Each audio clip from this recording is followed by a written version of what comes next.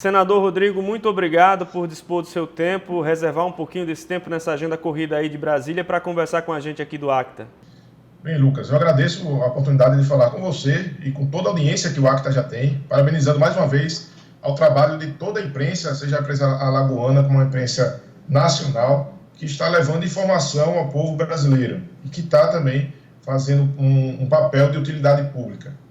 Senador, temos vários pontos a abordar aqui. Eu queria começar pelo auxílio emergencial que foi aprovado na Câmara, também já foi aprovado no Senado. Estamos aguardando aí a qualquer momento a sanção presidencial. Foi uma luta e um trabalho importante, né, para socorrer esses trabalhadores informais. Sem dúvida, Lucas. Inclusive é importante mencionar isto, que mesmo nesse momento de quarentena, de isolamento, o parlamento já funcionando. Então, tanto a Câmara quanto o Senado, inclusive de maneira pioneira no mundo, está trabalhando de maneira remota, fazendo votações, tendo debates através das redes, através da internet, do campo virtual. E justifica justamente por um dos assuntos que, como você traz aqui, falar sobre a necessidade de fazer com que aquelas pessoas que estão atendendo ao chamado dos especialistas, estão atendendo os chamados do Ministério da Saúde e ficando em sua residência, e com isso, deixando de ter recursos, que o governo faça a sua parte, que o parlamento faça a sua parte, que é dar condições que essas pessoas fiquem condições mínimas. E uma delas está sendo justamente a destinação de R$600 para uma grande parcela da população. Então, foi uma votação votada rapidamente na Câmara Federal, já passou pelo Senado, então vai agora para a sanção presidencial, inclusive já poderia ter sancionado, o Brasil inteiro está esperando este alívio que vai fazer com que essas pessoas tenham um pouco mais de acalento na sua residência e que possa também fazer girar, principalmente o mercado próximo à sua residência. Agora, senador, as regras foram publicadas, né, as condições, os pré-requisitos, mas ainda existe muita dúvida a respeito do assunto. Por exemplo, aquele trabalhador informal que não tem nenhum cadastro, que às vezes até não tem nenhuma conta bancária, como é que ele vai fazer para comprovar que tem direito a esse benefício? Bem, Lucas, é muito importante falar sobre isso, porque o que foi aprovado criou uma grande expectativa na população. Então, algumas situações, elas foram garantidas o direito. No entanto, vai ser demonstrado a operacionalização através do governo federal. Então, não foi a lei que disse se irá criar um cadastro através da internet, se vai ser necessário alguém fazer o cadastro de maneira física. Essa maneira operacionalizar será através do governo federal. O que se espera, justamente o que foi ventilado até agora, é que se possa fazer uma autodeclaração. Ou seja, aquele ambulante, aquele trabalhador informal, ele pode fazer sua autodeclaração de renda, ou seja, dizer quanto é que ele recebia durante esse período. E aquilo vai ser encarado como sendo verdadeiro.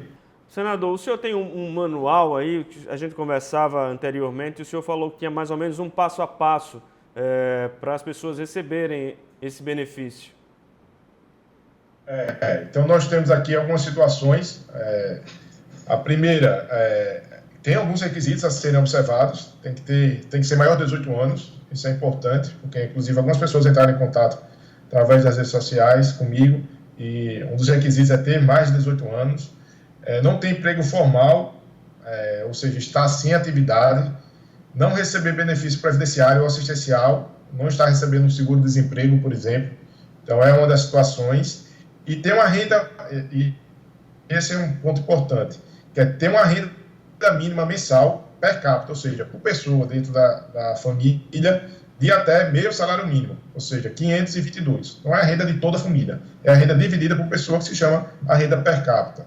Ou total que não ultrapasse 3 salários mínimos. Então, isso é algo extremamente importante.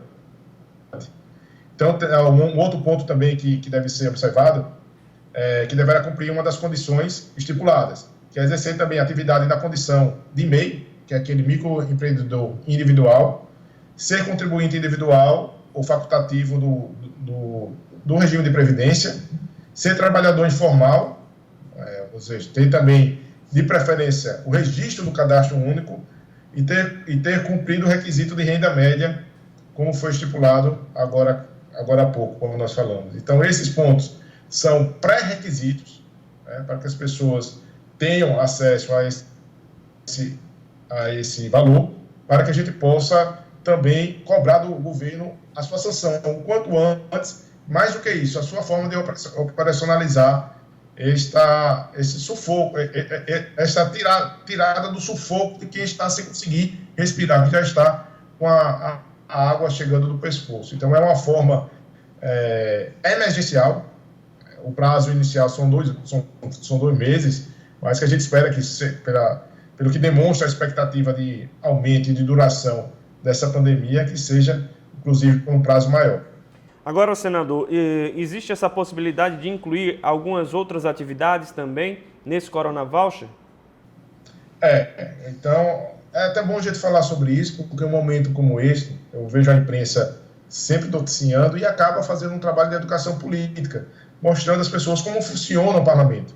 Então, o que aconteceu, Lucas? Se tivesse sido feita uma emenda através do Senado, não poderia o projeto ir para o presidente sancionar, ele retornaria para a Câmara. Então, como uma forma de celeridade, foi feito um acordo. Aprova como está, e o que faltou, vamos colocar no projeto à parte, ou seja, vai começar no Senado, inclusive vai começar hoje, para ir para a Câmara, e não tendo alterações, vai para o presidente. Ou seja, não quis atrapalhar este e vai agora acrescentar. Como, por exemplo, a nossa realidade aqui, falar das marisqueiras, falar dos pescadores informais, não está previsto nesta determinação. Nós aqui estamos falando de milhares e milhares de alagoanos, são pessoas que nesse momento não estariam sendo atendidas. No entanto, está sendo votado agora à tarde, será votado agora à tarde um projeto nesse sentido, acrescentando. Como também defende algumas emendas, uma delas é para que quem hoje paga, é importante isso, quem hoje paga o consignado, que a gente chama, né, tem um crédito, um empréstimo consignado, que quem tem esse empréstimo consignado, a grande maioria, são os aposentados, então que possa suspender essa cobrança durante esse período. Ou seja, se nós estamos com um olhar diferenciado para aquele idoso, e que sabe que nesse momento todo recurso é muito bem-vindo, e sabemos que esse recurso ele compartilha, inclusive com a família, é uma maneira racional de se fazer isso. É um projeto, é uma emenda feita a esse projeto, inclusive de um colega do senador Plínio, na qual também me associo, para que a gente possa ser criativo nesse momento e fazer com que as pessoas tenham um pouco mais de alívio financeiro. Agora, outro projeto importante foi o da merenda escolar, que o senhor é relator. Sim, Lucas. É muito importante falar sobre isso. Sei que o pessoal da ACTA, do ACTA, né? Do ACTA, acompanhou bem esse assunto e sabe, todos nós sabemos a realidade das escolas públicas. Eu digo a você, Lucas, eu visitei aqui, acho que em todo município que eu entro, necessariamente eu vou na escola e na delegacia quando tem um hospital. E visitei muitos municípios em que, conversando com as professoras, com os alunos, aquilo que a gente ouve falar, percebe que é a realidade. A maioria dos alunos buscam a escola para ter a sua principal alimentação através da merenda.